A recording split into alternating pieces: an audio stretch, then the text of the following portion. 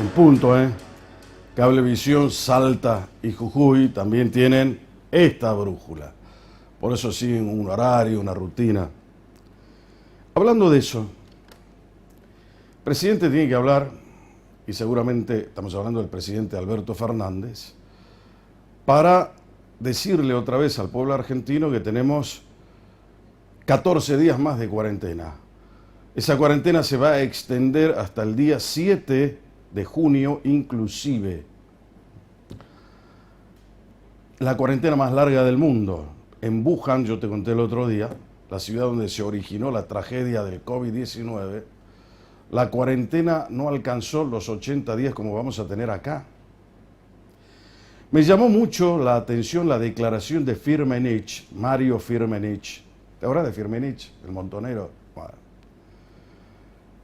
Él salió a decir que si Alberto Fernández sigue aumentando la cuarentena, va a ser una verdadera tragedia y caos para el sistema productivo nacional.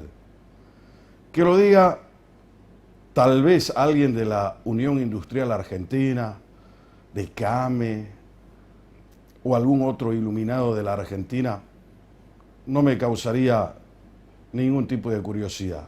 Pero que lo diga Firmenich, sí. ¿Por qué? Porque están viendo todos que tal vez haya ya una exageración en el tema de la cuarentena.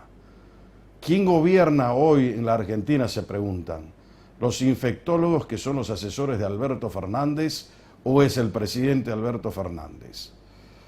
Pero frente a eso está la otra cara del prisma que forma parte de la realidad. ¿Cuál es el pensamiento del presidente? El presidente dice, a ver, empezamos una cuarentena el día 20 de marzo, vamos a llegar a los 80 días. En esos 80 días hemos logrado hacer cosas muy importantes que el mundo, inclusive, vio con sorpresa y alegría que fuese precisamente la Argentina, un país sudamericano, ahora dicho la OMS, Organización Mundial de la Salud, que el epicentro de la pandemia del COVID-19 se traslada acá, a Sudamérica. Consecuentemente hay que tener mucho cuidado con eso. Él dijo, hicimos las cosas bien. No estamos en la situación de Brasil, tampoco en la de Ecuador, tampoco en la de Chile. Estamos en la situación argentina, donde tenemos tenemos mucho menos cantidad de infectados que en otros países. Entonces no podemos tirar todo ese esfuerzo por la borda. Es el pensamiento del presidente. Parejamente a esto hay otros pensamientos. Giramos otra vez el prisma, que tiene varias caras, y nos damos cuenta con que hay gente que dice, no, acá hay un problema político. ¿Cuál es el problema político? Los quieren tener encerrados. No quieren que haya protestas. No quieren que la gente salga a la calle. No quieren que la gente denuncie cosas que estando encerrada no lo puede hacer. No quieren que la gente progrese, que siga trabajando. Quiere mantener un sistema clientelar que los va a volver esclavos para las próximas elecciones del año que viene. ¿Cuál es en realidad, o mejor dicho, quién tiene la razón? ¿Será Alberto Fernández? ¿Será la gente que opina de otro modo? ¿Será el ciudadano común que no hace política, pero que sin embargo esta situación lo atraviesa? ¿Será la economía argentina sustentada en el sector productivo que dice, che, ¿hasta dónde llegamos? Porque en definitiva, cada vez nos estamos empobreciendo una barbaridad. Para que lo diga Firmenich ahora. Ahora el tema pasa por saber quién tiene la razón. Yo no sé cuál es tu opinión, pero yo creo que acá esta debería ser la última fase de la cuarentena. Nosotros tenemos necesariamente que volver a la producción. Siempre sostuve, antes del inicio de la famosa cuarentena allá por el 20 de marzo, que cuando lo escuché al presidente decir priorizo la salud sobre la economía, dije es un error. Y además es una falacia. ¿Te acordás? Lo fundamenté con argumentos que, en mi parecer, son sólidos. Porque no existe país en el mundo que tenga mala economía y tenga buena salud. Dame un ejemplo. No hay. Para tener buena salud hay que tener buena economía. Ahora, es cierto que era necesaria la cuarentena, pero no sé si en los términos que estamos llegando hoy. Entonces vamos a ver qué es lo que pasa. Por ahí termina teniendo la razón Alberto o los que sostienen otra cosa. Todo eso se va a ver. Acá en Salta, ya este fin de semana podemos transitar un poco mejor. El otro tema que te había comentado la anterior vez tiene que ver con el famoso default de la Argentina. Ayer viernes, día 22 de mayo, la Argentina entró para algunos en un default selectivo, para otros en un default técnico, para otros en un default momentáneo. Hay distintos tipos de default. Lo cierto es que la Argentina está negociando y tiene tiempo para negociar hasta el día 2 de junio. Sería el 9º default en la Argentina, el tercero en este siglo XXI, en un proceso inflacionario de nunca acabar, porque los gobiernos que nos ha tocado vivir en la Argentina claramente han optado por el dirigismo inflacionario desde siempre, siempre en crisis, siempre agotados, siempre sobre lo urgente, y por eso no avanzamos. Son los temas de siempre, pero son los temas que también hacen a que nosotros estemos como estamos. En la noche de hoy vamos a hablar, sin embargo, de otra cosa, porque quiero salir de esa cotidianidad que me abruma. Y quiero que empecemos a apreciar lo que sí hemos logrado construir y que tenemos necesariamente que consolidar, que es el sistema institucional que tenemos acá en Salta. Hay un organismo muy importante, que es la Fiscalía de Estado. Algunos dirán, ¿qué será la Fiscalía de Estado? Bueno, te lo voy a explicar brevemente, sin perjuicio de que en la charla podamos ahondar sobre algunos conceptos. Esto es para que más o menos manejemos y entendamos de qué es lo que queremos hacer esta noche acá, en Brújula. La Fiscalía de Estado es un órgano que pertenece al Estado, que fue creado por la Ley 6.831, que rige de punta a cabo lo que es, cuáles son las atribuciones que tiene el fiscal de Estado y para qué sirve. Y sirve para hacer el control de legalidad constitucional e inconstitucional de los procesos administrativos del Estado. Por eso digo que fortalece el sistema institucional, hace que el Estado se vuelva cada vez más serio, más constitucional, más respetuoso de la ley, que él mismo a veces dicta. Y el otro tema es, mucha gente confunde al fiscal de Estado con un abogado del gobierno, no lo es, claramente no tiene nada que ver. Cuando estuve con Pamela Caletti la última vez, siendo ella fiscal de Estado, también expliqué este tema. Una de las atribuciones y obligaciones que tiene el fiscal de Estado es controlar al gobierno, no es ser defensor del gobierno, lo tiene que controlar. Tiene esa potestad y tiene esa facultad. Pero allí hay un tema que todavía no me cierra. Acordate, 6.831 de la ley que rige esto, de acuerdo a lo que dice la Constitución de la provincia, creo que es el artículo 162, si no me equivoco. ¿Lo nombra quién al fiscal de Estado? El gobernador. ¿Con acuerdo de quién? Del Senado. ¿Cómo entonces hace el señor que ha sido nombrado por el gobernador para controlar al gobierno de quien lo nombró? A su vez, el fiscal de Estado está sujeto a todas las obligaciones e incompatibilidades que tiene, por ejemplo, un ministro de la Corte de Justicia, y tiene que cumplir los mismos recaudos para ser fiscal de Estado. Todo eso te voy a contar esta noche aquí, pero con una sola, finalidad, que veamos cuáles son los juicios que hoy pueden abrumar a Salta y que ha recibido como herencia el gobernador de la provincia, Gustavo Sáenz, y cómo esos juicios ponen en evidencia, desnudan algunas torpezas o no que han cometido los gobiernos anteriores. El gobierno de Urtubey estuvo 12 años Y hay un juicio muy importante en el cual ya tiene una condena con el tema del CIADI. Pues te voy a contar por qué. Y hay otros juicios que también nos pueden hacer trastabillar, digamos, la difícil economía que tenemos aquí en Salta.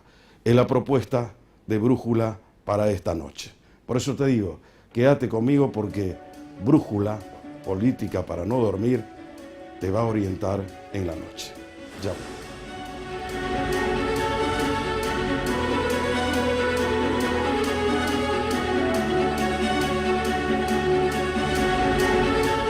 Muy bien, señores, estamos ya de retorno acá en Brújula, política para no dormir, con la presencia del doctor Agustín Pérez Alsina, que es el actual fiscal de Estado de la provincia de Salta. Vamos a charlar en esta noche fantástica de sábado, acompañándote a vos y también comentándote algunas cosas que seguramente te van a interesar. ¿Cómo le va, Agustín? Bien, Jorge. El gusto de tenerlo acá, como siempre. Igualmente. Y gracias. No había venido nunca acá usted todavía. Todavía no. Bueno, ahora siempre es la primera vez. Siempre es la primera vez. Y bueno, entre que iniciamos en diciembre, vino la famosa cuarentena, etcétera. Bueno, todo. Claro, los tiempos, los tiempos han cambiado. Claro. Bueno, mucha gente seguramente lo conoce al doctor Agustín Pérez Alsina, no solamente por la función que desempeña hoy, sino por las que tuvo antes. Es un hombre ya de una dilatada trayectoria política. El último cargo fuerte fue el de senador nacional. Así es. ¿Se acuerda cómo charlábamos en 2007, ahí? Y nos tocó otra, ahí hemos hablado varias veces. Crisis, ¿no? Sí. ¿Por qué vivimos de crisis en crisis? Una cosa increíble, ¿no? La crisis del campo, la crisis... ¿Extraña esa época, por ejemplo, de ser senador nacional?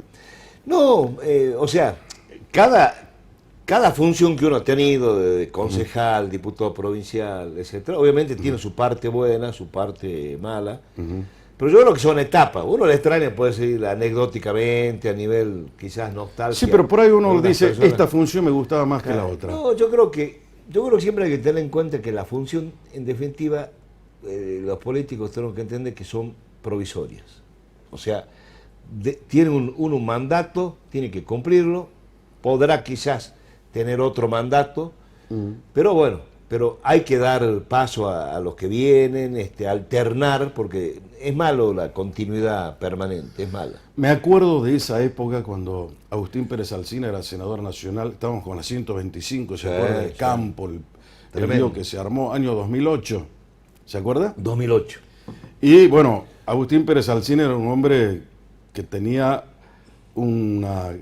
¿qué le puedo decir? Una representatividad fuerte de Salta. Sí. Había mucha gente que lo seguía y que además utilizaba los argumentos suyos para poder defender lo que creía que era en ese momento correcto, ¿no? Exactamente, que era desde un dislate constitucional a un error político, claro, y un error de gestión en cuanto a lo que era, digamos, la seguridad en cuanto a la producción argentina. Creo que fue un punto de inflexión esa famosa No resolución. Le quepa la menor duda, ha sido un punto de inflexión. Un punto de inflexión. Y para todos en el campo, no solamente para Salta. ¿Y sabe qué? Algo que hay que, Jorge, destacarlo, que sirvió, yo creo, quedó en el colectivo de la gente, y creo que hay que remarcarlo, que el campo argentino ya no es lo que en algún momento era en el sentido del famoso tema de los latifundios, los pocos productores.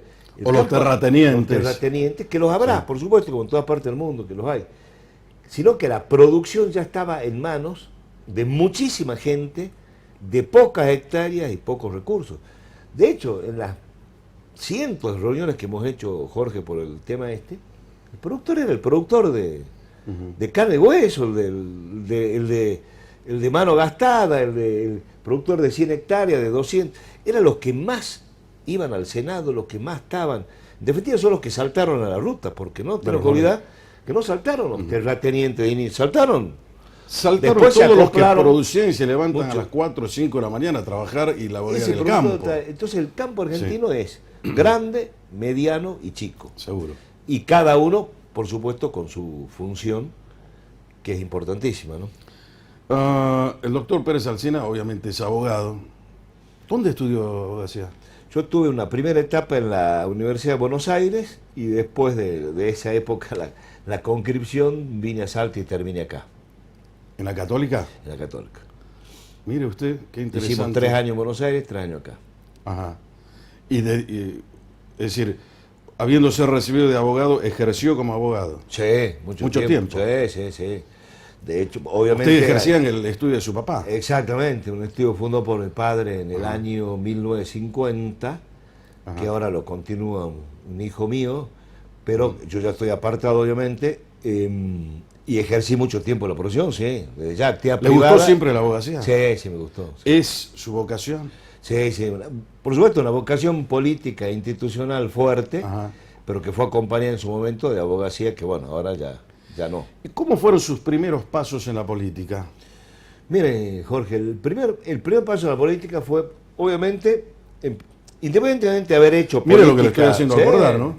Independientemente de haber hecho política en la universidad, haber ingresado en ese momento, cuando era muy chico, a los 15 años, en el viejo Partido Demócrata Cristiano. Uh-huh. Que después se fusionó con la Unión Cívica Radical. Años después. Años después, claro. El Partido Demócrata Cristiano en su momento actuó independientemente, después se fusionó, si se acuerdan, en el año 73, en el advenimiento de la democracia, armaron lo que se llamaba la Alianza Popular Revolucionaria, que era el Partido Demócrata Cristiano y el Partido Intransigente. Partido Intransigente. Que el gran candidato era un gran gobernador de Buenos Aires, ex gobernador, que era Oscar Allende. ¿Se acuerda de Oscar Allende? Oscar Allende, que venía del radicalismo, sí, del frondicismo. Claro. Fue un muy buen gobernador, uno de los mejores gobernadores que tuvo la provincia de Buenos Aires, médico. Y además un hombre con una personalidad política destacadísima. Sí, yo lo conocí mucho, a él, a Horacio. Yo era chico, Horacio Sueldo, José Antonio Allende, que después hace una alianza con el peronismo, Oscar Allende, sí. Bueno, pero había gente muy interesante desde el punto pasos de vista personal, que inició o dio sus primeros pasos en el Partido Demócrata Cristiano. Gente interesante, conocida. Exacto. ¿Y después qué hizo usted? Y de ahí, bueno, esos fueron los primeros pasos. Y después cuando, bueno, eso se interrumpe en el año 76, lamentablemente. Hay un paréntesis. Después volvemos a una actividad política cívica, con algunos encuentros. Yo participaba como juventud en varios encuentros que hacían dirigentes radicales, dirigentes justicialistas, etcétera. Y después ya milito e ingreso al Partido Renovador, ¿no es cierto?, en el año 83. Claro, el partido se había fundado en el 82. Exactamente. Que en definitiva, el Partido Renovador nace como, digamos, convocando muchos dirigentes, sobre todo que venían del radicalismo del interior de la provincia, del viejo movimiento popular salteño que tuvo su gobernador, acordémonos, Ricardo Durán. Había dirigentes del Imagínense que en esa época, cuando se funda el Partido Renovador de Salta, tenía esa impronta. Primero un partido absolutamente salteño, provincial, y tenía una impronta además sumamente, una característica, no una impronta, que era la oposición al justicialismo. Así es. Uno le preguntaba a un renovador, ¿y por qué renovador? Y porque quiero ponerme al justicialismo. Sí. Porque además estaba, creo que en las bases del propio partido. Sí. ¿No? Sí. Porque decían, aquí tiene que haber un partido corte. alternativo, digamos. Era la alternativa, ¿no? Así es. Y hoy, ¿dónde está? Y bueno, hoy yo diría, existe como partido. Yo no. Porque el Partido Renovador también ha hecho, a lo largo de todo este tiempo, ha tenido sus zigzagueos, ¿no? ¿Qué ha pasado, Jorge? Que un poco parte, digamos, un análisis para largo tiempo, pero hay que resumirlo. A partir de la reforma del 94 constitucional, para mí fue un gran error derogar el sistema indirecto, el sistema de los electores. Ajá. Porque eso, que lo tiene Estados Unidos, entre paréntesis, fortalece mucho el federalismo, porque la proporcionalidad de votos en cada provincia es más fuerte. Es representativa. Exactamente. Y a partir de ahí, Jorge, fueron cayendo todos los partidos provinciales. ¿No? Cayó el partido provincial en Jujuy, cayó el partido provincial en Tucumán, y el único partido provincial que en sí mismo se pudo mantener un tiempo fue el neuquino. Claro. ¿Pero por qué? Por un fenómeno especial neuquino, que el neuquino capta el justicialismo de Neuquén. Sí. Pero el tema de los electores complicó mucho, pero no solo los partidos, sino lo grave fue que complicó la representación. Por eso es que hoy en día, Jorge, a partir de esa reforma, para mí un error, esto de los electores, de la elección directa, le dio una base fundamental a Buenos Aires. Entonces, un solo sector desequilibra una elección, una sola provincia, un solo conglomerado, y sumado el Gran Buenos Aires, Capital Federal, el propio Rosario de Santa Fe, etcétera, concentran.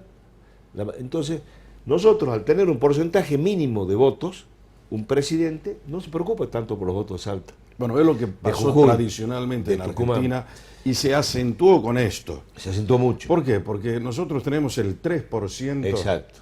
del padrón nacional. Exactamente. Salta Es es el 3%. Al tipo le interesa más lo que pasa en La Matanza, en la provincia de Buenos Aires, conurbano, que es lo que le puede pasar al salteño. Por eso vos tenés un precio del combustible acá y otro en Buenos Aires. Por eso el precio del gas acá, que se produce acá, es más barato en Buenos Aires que acá. Sí, eso es una paradoja increíble. Seguro que eso lo hablamos cuando era senador nacional. Sí, lo hemos hablado mucho. Y que además se peleó también de alguna manera se por ese peleó tema. de todas maneras, exactamente. Ahora, ¿sabe por qué? Ya que estoy hablando de eso, hay cosas que uno no entiende. Ese partido, que era un partido vital en la vida política de Salta, estoy hablando del Partido Renovador, porque se tradujo en una verdadera alternativa, era protagonista político en serio, y llegó inclusive a ser gobierno con el capitán Ulloa. Tuvo después, obviamente, un montón de presidentes. Uno de esos presidentes fue Sotos, que hoy es diputado nacional, pero fue presidente del partido creo que 8 años, Sotos. ¿Y Sotos dónde se sienta hoy en la Cámara de Diputados de la Nación? ¿Dónde está sentado Sotos? Porque a mí me vienen y me cuentan acá, se puede sentar alguien y me dice, sí, yo estoy en un bloque, no. ¿Dónde se sienta? A partir de ahí yo digo, este tipo está en tal lugar. Él está en el bloque justicialista, expresidente del Partido Renovador de Salta. Así es. ¿Le llama la atención eso? Sí, no es bueno. Nosotros, por ejemplo, cuando asumimos en el Senado, no nos integramos a estos bloques, armamos el bloque, ya continuamos el bloque del partido y se hizo, se acuerda que lo hemos hablado muchas veces, el bloque interfederal. Claro. Que ese es un bloque mucho tiempo, inclusive. Y creo hoy. Todavía está, un poco disminuido, pero fue un bloque importante porque estaba... Romero sigue estando ahí. Romero, estaba Reutemann. No, Romero tiene el 8 de octubre. Estaba Reutemann, estaba Sonia Escudero, estaban los senadores de Tucumán, de San Juan, Roberto Basualdo. Se integraron algunos justicialistas, digamos, en el caso de Chiche Dualde, el propio Rodríguez Sac, con la representación de San Luis, armó un bloque interfederal que de alguna manera peleó y en algunas cosas logró equilibrio, digamos, frente a los partidos nacionales. Ahora sería interesante, ¿cómo se integra usted al gobierno de Sáenz? Porque usted ya viene de la época de la municipalidad. Ya vengo de ahí. En su momento, cuando yo terminé, Gustavo me convocó al poco tiempo si lo podía ayudar, sobre todo en la parte jurídica del municipio. Obviamente hemos hablado largo, etcétera. Hemos llegado a un muy buen entendimiento. Entonces me integro ahí, llamémosle si queremos poner la palabra como extrapartidario, o sea, porque en realidad es una confluencia de distintos sectores, ¿no es cierto? García Salado, que venía... En realidad Gustavo Sáenz es un hombre con vocación frentista. Exactamente. ¿No? Gustavo tiene una característica, diría, amplia, de sectores convocante de sectores amplios, priorizando, y creo que eso es muy importante, priorizando la gestión a lo que son los intereses políticos. Bueno, estuve 4 años en la procuración y cuando terminó, bueno, y Gustavo gana claramente la elección provincial, me convoca y me pide que, bueno, así como hemos organizado la parte jurídica del municipio, que si podíamos organizar. ¿Y quedó bien esa parte jurídica del municipio? Yo creo que sí. O sea, bueno, no soy yo quien para decirlo, pero pudimos... Yo le reconozco a usted, doctor Pérez Alsina, honestidad en sus respuestas. Por eso se lo pregunto. Sí, Si no, sí. además, lo que se lo pregunto no cree que yo no lo sé. A ver, Función del periodista, está bien. claro. A ver, periodista debe preguntar lo que ya Exactamente. sabe. Muy bien A ver. dicho. Sí, muy bien. ¿Y cómo quedó eso? No, bien. Bien. O sea, pudimos organizarlo bien, había un buen equipo. Un buen equipo que inclusive ya varios estaban desde antes, procuradores desde antes. Llevamos algunos, por supuesto, para darle una impronta de gestión y pudimos ordenar muchos aspectos. No tiene muchas Y con el complicaciones apoyo de tampoco la Gustavo. municipalidad, ¿no? No, digamos, tiene complicaciones a un nivel determinado que es importante, ¿no es cierto? Los contratos de obra, las Digo, pero, licitaciones. sí, pero los eso es servicios. normal. Pero, Es el exacto, desarrollo dentro de del una día a día. estructura normal. Claro, no pero es no la tiene un complejidad, juicio que claro, lo- no es la complejidad provincial, digamos. Claro, lógico. Es muy importante eso, sobre todo ahora que nosotros tenemos que mirar siempre la complejidad del municipio, de la provincia. Y de ahí pasó usted hoy a ser el fiscal de Estado Exacto. en la función que le toca desempeñar hoy al doctor Gustavo Sáenz como Así es. gobernador de la provincia. Así es. Así ¿Y cómo es. está? ¿Se siente cómodo? No, bien, sí. 5 meses ya lleva en la función. Ya 5 meses. Por supuesto, no le vamos a decir paréntesis, pero en el momento Sí. que nos empezábamos a ordenar, obviamente hemos seguido peleando ese tema, pero bueno, vino esta emergencia que absorbe de alguna manera mucha energía, Seguro. paraliza ciertas acciones y se reactivan otras. Pero bueno, sí, estamos cómodos, aparte con un estilo del gobierno en sí mismo que respeta profundamente la independencia de lo que es las decisiones jurídicas Claro. de un organismo. Le Obviamente, pregunto, ¿sabe por qué? Porque además de ser usted un abogado, un técnico, es también un hombre político. Sí. Lo hemos visto actuar políticamente y usted acaba de detallar toda su vida política en forma sucinta, breve. Nos encaminamos hacia una cosa que seguramente usted tiene una visión y una opinión Sí. formada, que es la reforma de la Constitución en algo que nos va a favorecer, entiendo yo, a todos. Así es. ¿Mm? Sí. Yo quiero que me dé su opinión sobre eso, pero antes vámonos a la pausa. Perfecto. ¿Eh? ¿Cómo no? Vamos a una pausa cortita. El doctor Agustín Pérez Alsina está conmigo esta noche, fiscal de Estado, hablando de política, hablando de reformas, hablando de las cosas que son neurálgicas, capitales para el desarrollo de una provincia en serio. La pausa.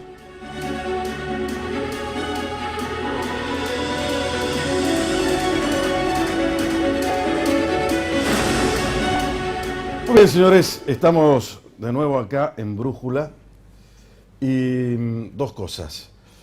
Nos están viendo en Salta y en Jujuy, así que les mando a los jujeños un saludo afectivo. Creo que el gobernador de esa provincia está haciendo muy bien las cosas. Ha hecho una cuarentena durísima, ha sido original en su implementación y ahora está saliendo de la cuarentena rápidamente, poniendo en movimiento toda la provincia, y eso me parece bárbaro, porque va a poner a Jujuy realmente en una aptitud competitiva y no va a destrozar toda su economía. Así que le mando un saludo a los jujeños que me están viendo. Y aprovechamos también para, obviamente, saludar a los jujeños. Y bueno, el gobernador fue senador en la época que estuve yo. Así que, No, claro, no, Gerardo, coincidieron en esa época en el coincidimos, Senado. sí. Él tuvo más periodos, tuvo 2 periodos, Ajá. creo, pero coincidimos en uno. Perfecto, bueno, acá No, lo está viendo no. el gobernador de Jujuy. Bueno, Muy estábamos hablando con el doctor Pérez Alsina, yo le había dejado una pregunta antes de irnos a la pausa. ¿Qué opina él sobre una probable reforma constitucional? Digo probable Sí. por una cuestión nada más que de prudencia, pero es una segura reforma, porque está empeñada la palabra política del gobernador Sáenz, que lo ha dicho en su campaña, lo ha dicho cuando inauguró las sesiones Así es, ordinarias así de es. la legislatura provincial también, ya mandó el proyecto también a la legislatura, o sea, hay un cúmulo de cosas, pero quiero escuchar su opinión. Yo estoy de acuerdo, totalmente de acuerdo. Amerita hacerla. Amerita, y vamos a decir por qué. En primer lugar, vuelvo a destacar lo que acaba de decir Jorge usted. En primer lugar, en algún momento se discutió si en medio de esta crisis convenía que el gobernador en la asamblea hablara sobre este tema. Pero como bien lo dijo él, en primer lugar fue una promesa de campaña. Se hizo campaña con ese tema y la gente lo aceptó y lo tomó. esta crisis obviamente hace un paréntesis. Él no está diciendo hacemos la reforma mañana. Sería hacer una locura mientras no salgamos de este tema, convocar a una elección para esto. Pero bueno, toda la misión de un gobernante obviamente es no solo pensar en la coyuntura actual, sino que tiene que ir pensando también en el futuro. Eso yo lo puse, escribí hace poco un artículo, hace unos 20 días, donde hablé de todos estos temas de la reforma y demás. Entonces, como bien dijo él, en cumplimiento de campaña, vamos a orientarnos hacia una reforma que veremos la oportunidad de hacerlo. O sea, obviamente este año no. Pero la base... No, este año es imposible. Este año nosotros hemos no, perdido por todo esto que nos está pasando. Pero la base... Pero no nosotros, el mundo. Exactamente, la base hay que destacarla. Entonces, ahí hay aspectos republicanos en la reforma de la Constitución que son muy importantes. En primer lugar, un aspecto que no es de la política, llamémoslo, sino de la gente, que lo pedía permanentemente en distintos lugares, y se va imponiendo en primer lugar la limitación de los periodos, Jorge. No solo del gobernador, que el propio Gustavo Sanz lo acepta, que no debe ser más de 2 periodos, sino también de las intendencias.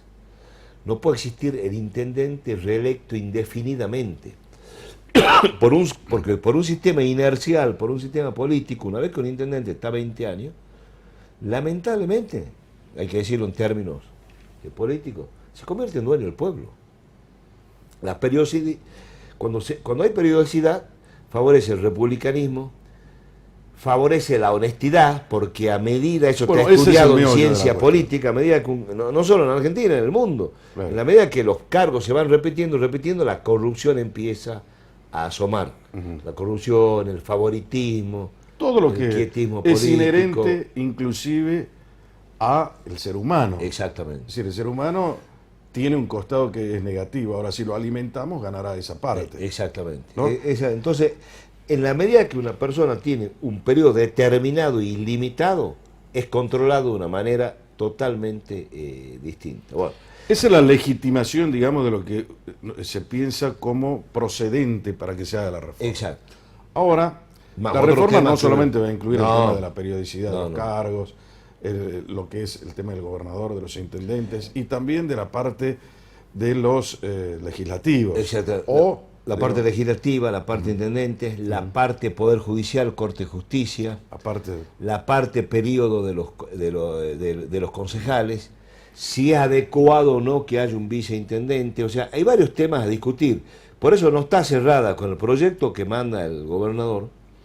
Es un proyecto abierto, porque lo manda la legislatura, que en su momento, no es el momento ya, lo discutirá, lo podrá ampliar, e introducir, lo podrá reducir, alguna reforma, ingresar algún tema, pero debe decirse a la gente que la decisión es hacer, en primer lugar, una reforma muy acotada, limitada a puntos determinados, no abierta obviamente, porque con un periodo de tiempo determinado, no más de 60 días, ¿no es cierto?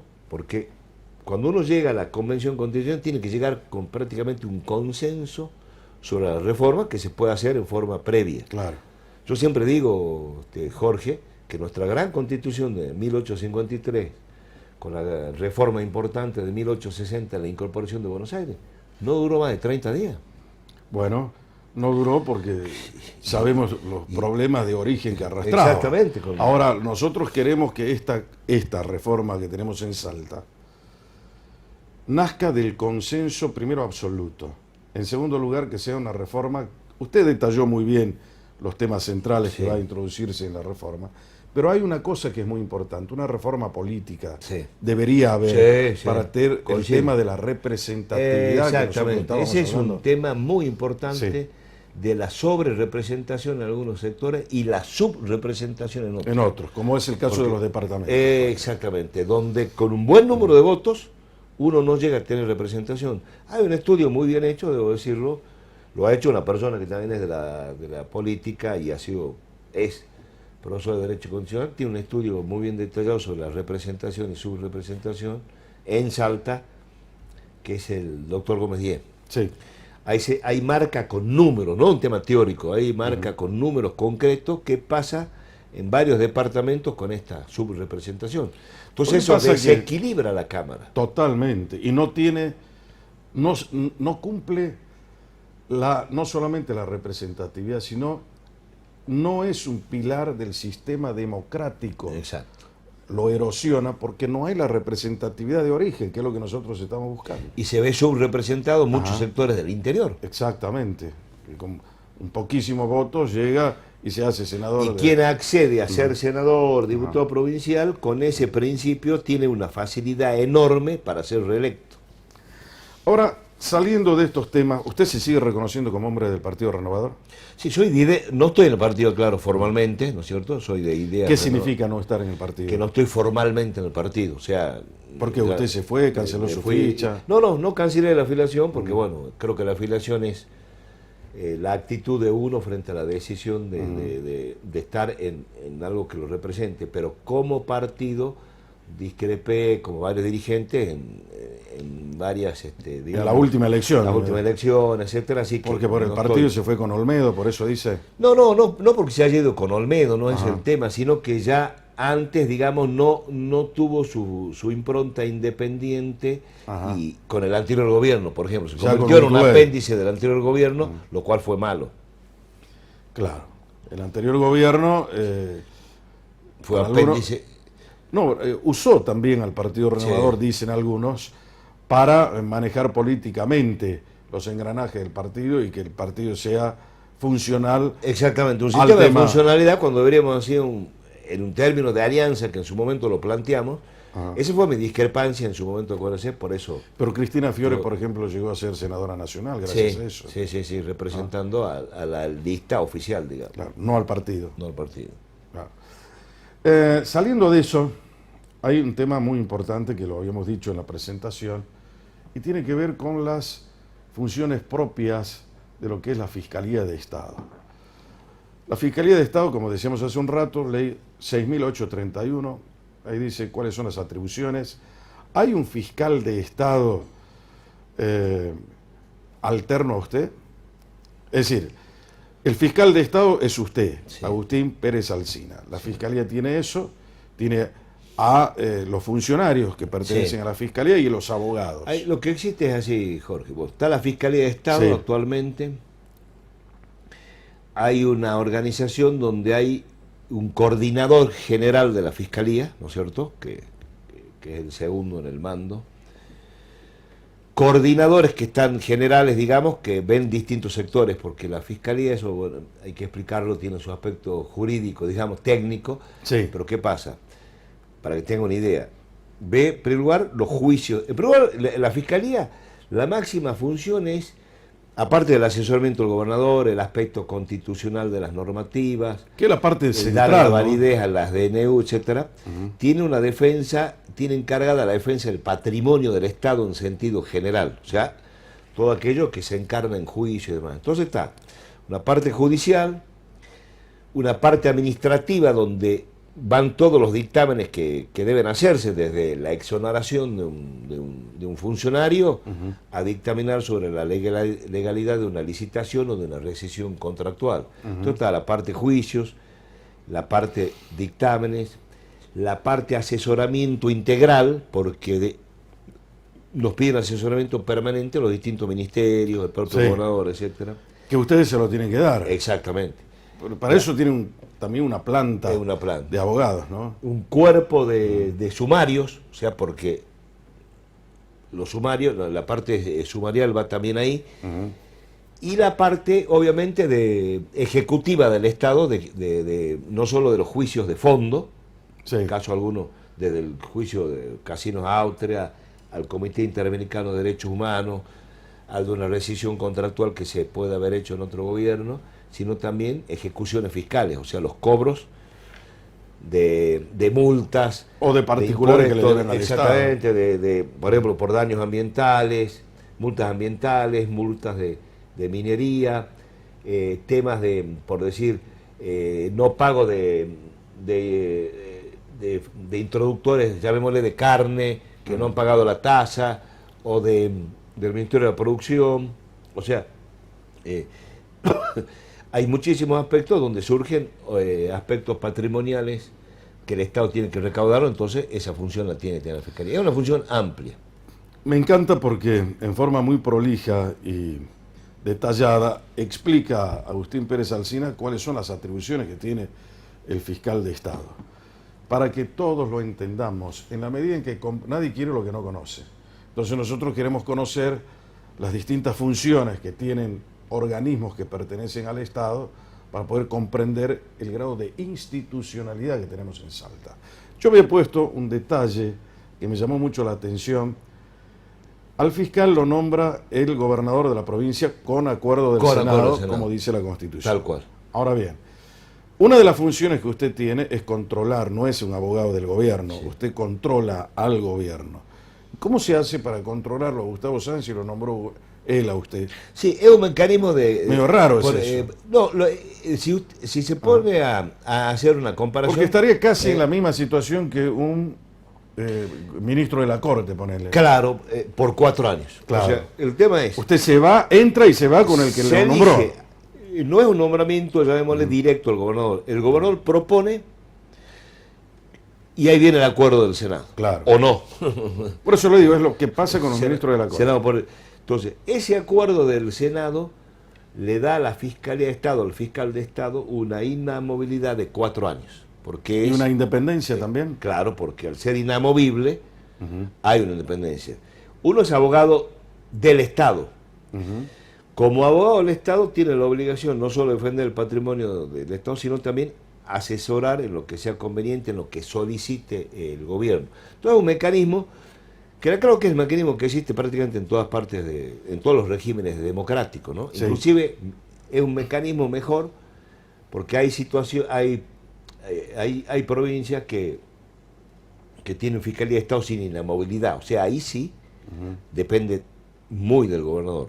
Acá al haber un acuerdo por 4 años, hay una cierta inamovilidad que lo permite. ¿Y usted tiene la autonomía de voluntad y la independencia de criterio como para formular cualquier tipo de apreciación que controle al gobierno del doctor Sáenz? Exactamente, existe. No somos auditores, que para eso hay una auditoría general de la provincia. Usted si usted lo hace. Y hay 2 aspectos que destacar. A ver. En primer lugar, lo que es el aspecto jurídico y lo que es el aspecto político de la actual gestión. El aspecto jurídico da independencia, y uno tiene la obligación de tenerla para tener independencia de criterio, y está resguardado por este acuerdo del Senado que estamos hablando. Sí. Y uno la debe tener porque es obligación y es función. Y el aspecto político, que hay que decirlo, en ese sentido el gobernador lo tiene totalmente incorporado a esto que estamos diciendo, y respeta en forma absoluta lo que es la independencia de Fiscalía. O sea, para decirlo en términos quizás que lo pueda entender la gente, nunca he tenido, inclusive en el propio municipio que no tiene este mecanismo, una instrucción determinada que el gobernador diga, por favor hagamos esto. Sienta que ha sido invasivo con usted, por ejemplo. Exactamente, jamás lo ha sido. O sea, en ese sentido, Gustavo es un respetuoso realmente total de la independencia y así de la institucionalidad. Esto es un tema poder hablar, preguntar qué mecanismo hay acá, es preocupante o no es preocupante, qué posibilidades hay, etcétera, etcétera, pero nunca es hay que hacer esto. Ahora, saliendo de eso, Agustín, hay un tema que le preocupó mucho al gobierno de Sáenz, no al gobierno. Cuando Sáenz ganó la elección, ustedes como abogados saben que hay una figura jurídica que se llama el beneficio de inventario. ¿Qué recibo yo? Sí. ¿No? De herencia con beneficio de inventario. Había una cosa que le preocupaba mucho que tiene que ver con eso que usted acaba de nombrar recién, un juicio al Estado provincial, Casinos Austria, por haberle cancelado a Enjasa el permiso para seguir funcionando. Eso lo llevaron al CIADI, que es un organismo internacional. El CIADI se expidió, creo que en diciembre del año pasado, y condenó al pago de $62 millones de esa época. Ya voy a explicarte en discusión el tema Por eso es lo que yo le planteo, lo que ocurría en vez de, que el monto era tanto y que era la pretensión del... Era la pretensión que tenía. Exactamente. Casinos Austria. Ahí ese era el tema central. En primer lugar, Jorge, que para que entendamos en su sentido amplio, al incorporarse por convenio en su momento arbitral el CIADI, el juicio es al Estado Nacional.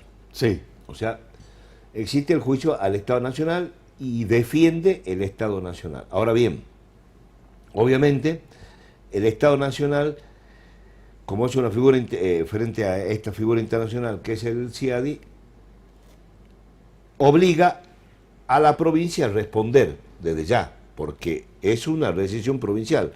Tenemos independencia, hubo independencia, se decidió la rescisión, pero cuando viene el Estado Nacional, obviamente la provincia ayuda, incorpora, argumenta, participa, pero la figura jurídica es el Estado Nacional. Pero ¿qué pasa? Perdido el juicio, si se pierde los determinados montos, ese fondo, la nación, que la tiene que pagar, pero lo rescata de la provincia. O sea, termina... Repite el pago a la provincia. Exactamente. De hecho, hay que decirlo. Ahora bien, acá este juicio, que todavía no ha llegado a su etapa final, porque ahora se va a ir decidiendo si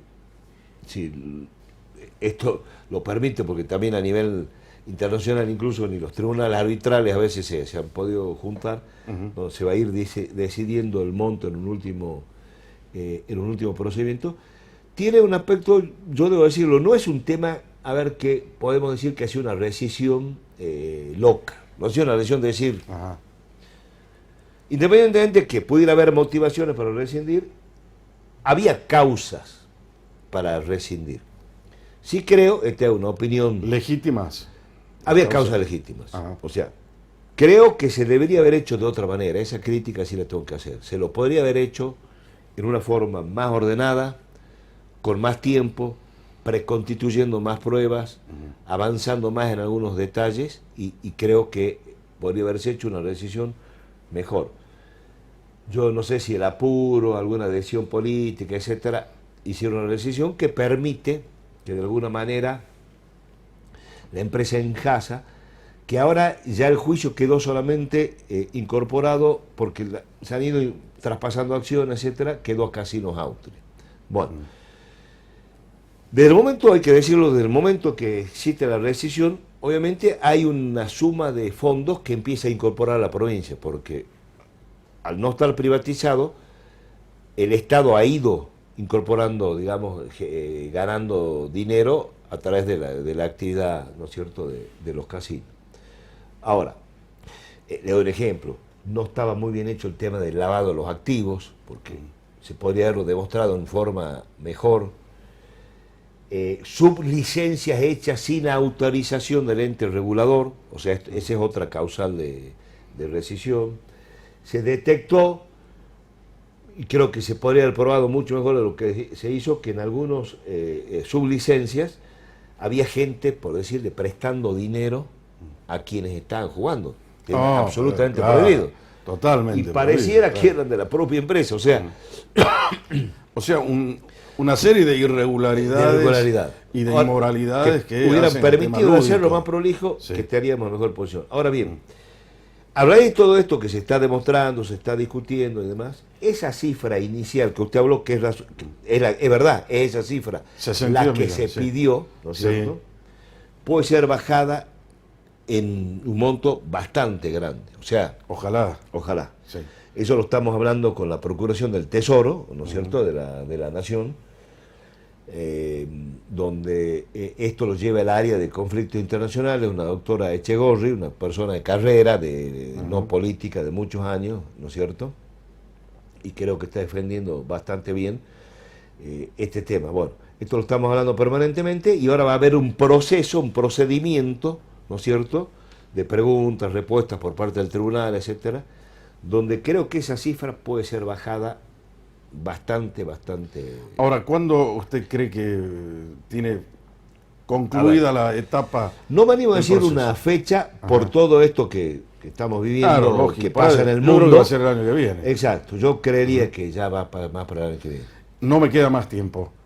Una consideración importante sobre los lotes 14 y 55, donde ya hay también una condena ahí de la... Hay un fallo del Comité Interamericano de Derechos Humanos. Lo que hay que decirlo acá hay un aspecto político. El gobernador está desarrollando una política muy fuerte en toda esa área, no por el fallo, Lo está haciendo ya desde antes de que asumió con este tema del agua, el tema que se encontró apenas vino con el tema de los huiches, etcétera. Se está trabajando mucho en eso, se está trabajando en los lotes fiscales. Pero va a ser asumida como una política de Estado. O sea, Correcto. la ubicación ¿no es cierto?, de los pueblos originarios, la ubicación de los criollos en distintos lotes, en unos son 600.000 hectáreas, en otros son 200 y pico mil hectáreas, perdón. Entonces, donde las distintas familias van a tener su lugar con un desarrollo en cuanto al tema agua, en cuanto al tema forestal. Bueno, esa es una decisión del gobierno. Y ya esta semana justamente hemos tenido una reunión. Para que haya un desarrollo productivo en esa zona, ¿no? Productivo, ecológico, respetando las identidades de las distintas personas, etcétera. ¿Hay algo más que le quite el sueño de los juicios que tiene que manejar ahí en la Fiscalía? No, obviamente, hay muchos juicios, estamos preocupados por todo, algunas expropiaciones que vienen de larga data y que hay que terminarlas y abonarlas, pero digamos, nuestras máximas preocupaciones son esto y tener ordenado todo este aspecto. Perfecto, ¿la pasó bien? Muy bien, Jorge, muchas gracias. ¿Quisiera seguir hablando? Y bueno, pero el tiempo es tirano. Muy bien, gracias Agustín Pérez Alsina, fiscal de Estado. Y como te digo siempre, para jamás, nunca perder el rumbo, brújula. Te voy a estar esperando siempre para que estemos orientados. Hasta la próxima semana.